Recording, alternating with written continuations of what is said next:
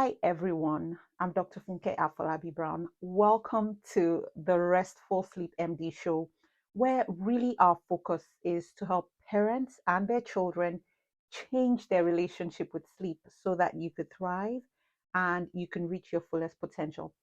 Can I just preface by telling you that this particular episode is probably going to be one of my favorites, honestly, because this is work that is so meaningful to me. And we're going to be talking about boundaries. We're going to be delving into boundaries and sleep, right? Because many times, sometimes it's not necessarily a sleep issue, sometimes it's a boundary issue. And so, as a busy mom where you're navigating life, you're doing all the things, you might notice that you have a lot of sleep disruptions. And it might be because of inside influences within yourself, it might be because of outside influences like the kids, like work, like social connections. Even those things that seem to be really beneficial for our health may end up being what gets in our way of getting good sleep. So we're going to be talking about all that. So if you are new here, I want you to hit the subscribe button so that you could tell when new content comes up. All right, let's start. And I want us to start by first understanding what is the role of boundaries in sleep. So the first thing to do is even actually define boundaries. So what are boundaries? So boundaries are a way of creating a protective space, right, around ourselves and others, and they are healthy. And you can actually create boundaries around sleep. And what does that look like? It looks like avoiding distractions and stressors that might get in your way of rest. And so this can range from blue light exposure to late work night emails to that child that's not sleeping to medical sleep disorders that might get in your way of getting good sleep. So now, how do we set those boundaries? I have a few ideas, right? So sit tight. Let's go. So the first boundary we have to set is with ourselves. Yes, with ourselves. And so it's important that as an individual, as a mom, you have to honor your sleep time. You have to respect that and think of your bedtime as a non-negotiable, right? Stick to it the same way you would stick to following up with your child's doctor's appointment. Remind yourself that as you're going to sleep, you are investing in yourself. Now, another way by which we set boundaries with ourselves is with digital technology, right? We need to have a digital detox before sleep because this is one thing that gets in our way of sleep, and it's our relationship with screens. And I'm not here to judge. Listen, I've been there, done that. There's several ways by which screen time gets in our way of sleep. And when I say screen time, it's the phones, it's the tablets, it's the computers, it's the TV. Number one is that it releases that blue light, right, which suppresses our brain's melatonin. And then that makes it hard for us to fall asleep. And then, secondly, for those who do use blue light blocking glasses, the content we're watching, the content we're consuming tends to be arousing, and it makes it hard for us to be able to wind down and fall asleep. So that's another way. And then a third way is the law of displacement, right? So the time you spend like scrolling on Facebook or whatever your social media of choice is, or whatever content you're consuming, it's displacing sleep time. So we have to learn to set boundaries around our sleep, okay, and around technology. And this will look different for different people. It might look like you saying, you know what, I'm not going to be charging my phone in the bedroom because I feel tempted to reach it.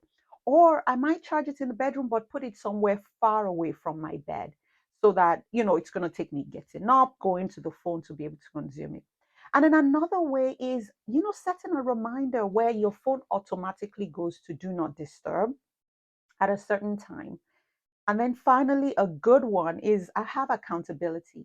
So this might look like having a family plan to say, hey, we want to be able to really step back with the time we're spending on screens and replace it with pleasurable activities as a family. So that's what we do as our family. And what we do is we say, okay, at a certain time, everybody will put our phones away and we talk. We talk about our wins.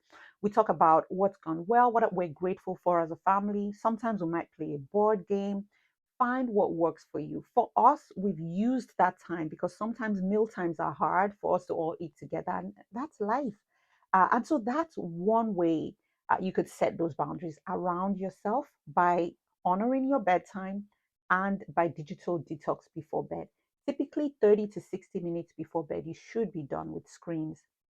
Now, the second is setting those work life boundaries, right?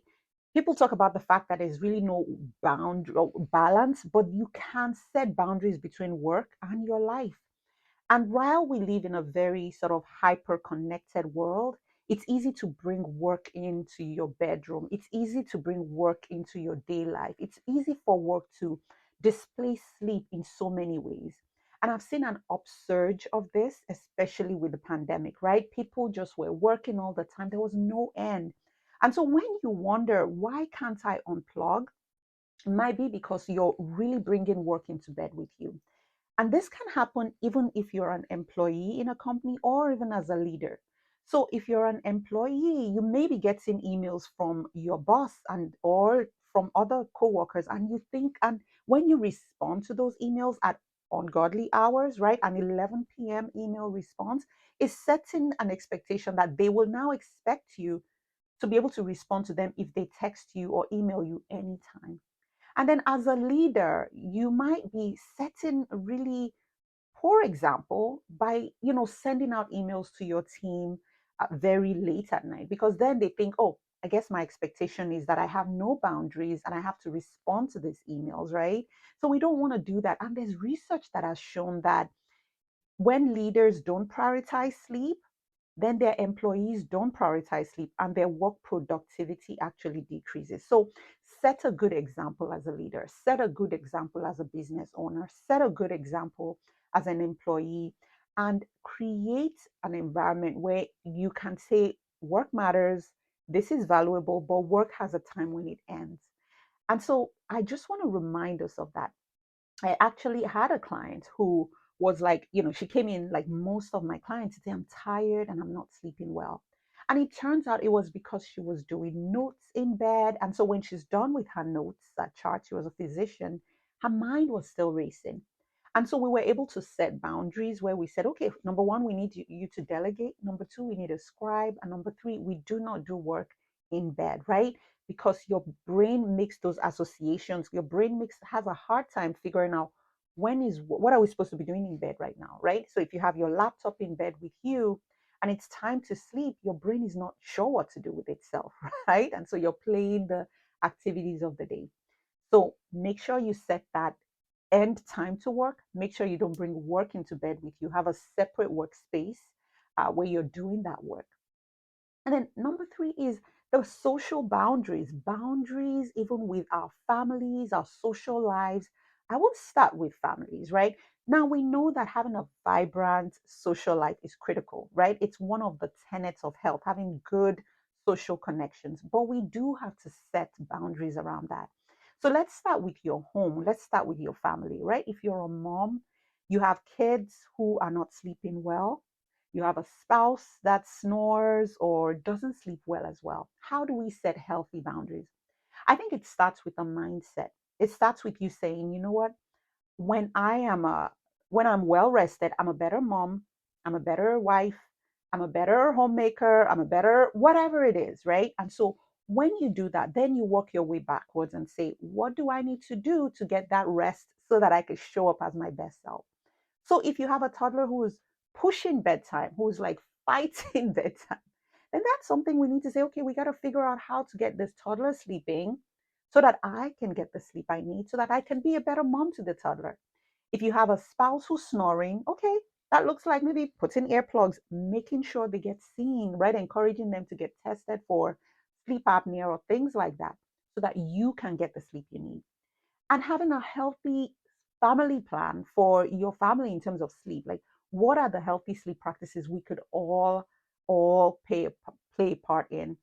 Because when we all have that, when we're all on the same page, it makes it a lot easier. You're not fighting against so much, right? So this may look like a retraining for you. Now, what about those boundaries around like our families, our relatives, our friends?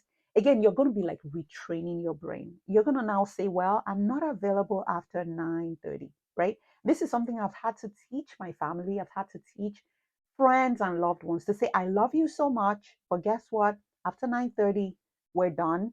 And I've set a do not disturb on my phone. And most of our phones have that right now. You can actually have a VIP list so that if people that you absolutely need to get in touch with you need that, they can still get in touch with you. And they may grumble a little bit initially, but they're going to respect you for it. Because guess what? If they call and it goes to voicemail, you wake up in the morning, you're rested, you're clearer, you can pick the phone, not right away, to be able to help them address whatever issues they're struggling with. And then finally, boundaries around paying attention to what your body needs. What does your body need to wind down at bedtime? What does your body need to maintain good sleep through the night in terms of mental, physical, and emotional needs, right? When we talk about a wind down routine, that's paying attention to your body. It's really saying, okay, how do I slow down that sympathetic nervous system, right? To kick in the parasympathetic. How do I move from go, go, go, go, go, fight, flight to rest, digest, rejuvenate, right? How do I need to make that switch? What do I need to do for my mind? Prayers, listening to calming music, journaling, practicing gratitude, all those things help to relax your mind. What do I need for my body? Do I need to do some yoga, some stretches, right? Do I need to take a bath to cool down my body temperature, right? So those are things your body may need, right? What do I need to do for my health, right? Do I have an underlying medical condition? Am I tossing and turning? Is it menopause?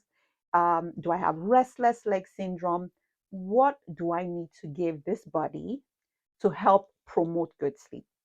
And that's really what it's all about. So now you have it all. We've talked about it, right? We've talked about boundaries in this episode. Again, this has been really something that's been so near and dear to my heart because as women, we might say, oh, yeah, I guess this is just what I am. I have a hard time saying no.